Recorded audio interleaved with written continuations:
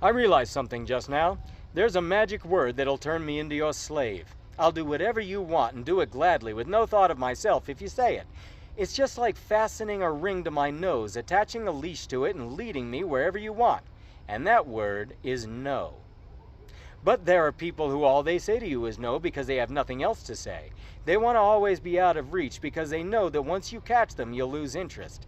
That's their defense against ever becoming boring, but it doesn't make up for their lack of content. They're like bad Coke. You'll throw your life away for it, but it'll never actually get you high.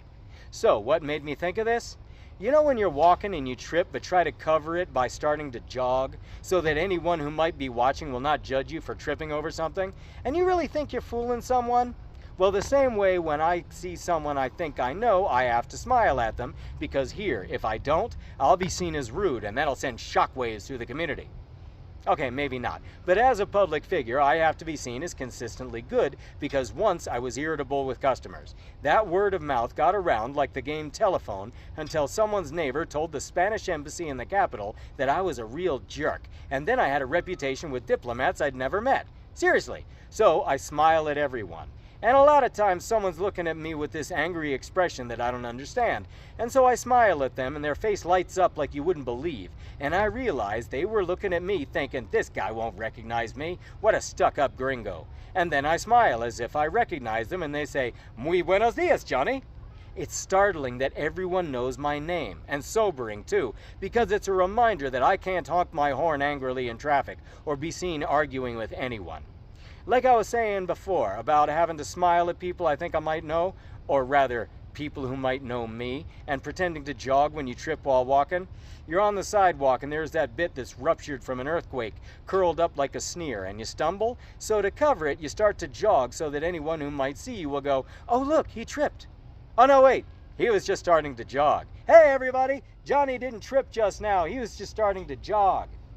Like one, you really think anyone cares, and two, they'll be fooled.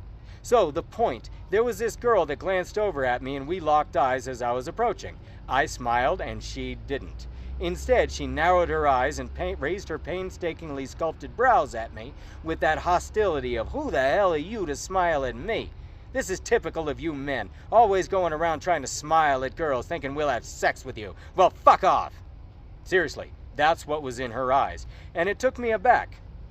So I involuntarily tried to pretend that I wasn't smiling at her at all, but was rather trying to dig a wayward sesame seed from a fictional earlier sandwich out from between my teeth. Not a smile at all. Good God, how could you think that? Smile at you? Perish the thought. But the strange thing, the reason I bring this up is that in the very act of her petty shittiness, she suddenly became really beautiful. I mean, she was at best, but out of nowhere, her face became more elegantly sculpted, her skin a creamy caramel, her lips sensual. The urge sprang up out of the blue to be her hero, to save her from getting run over by a passing truck, or eaten by a crocodile, or raped by a gang of thugs. I yearned for her approval, and that made me stop in my tracks. This was it. This was the answer I was looking for. Why I was so screwed up over Ariana, and to be honest, any woman who didn't love me with all her heart. And why I came to hate any woman who did love me.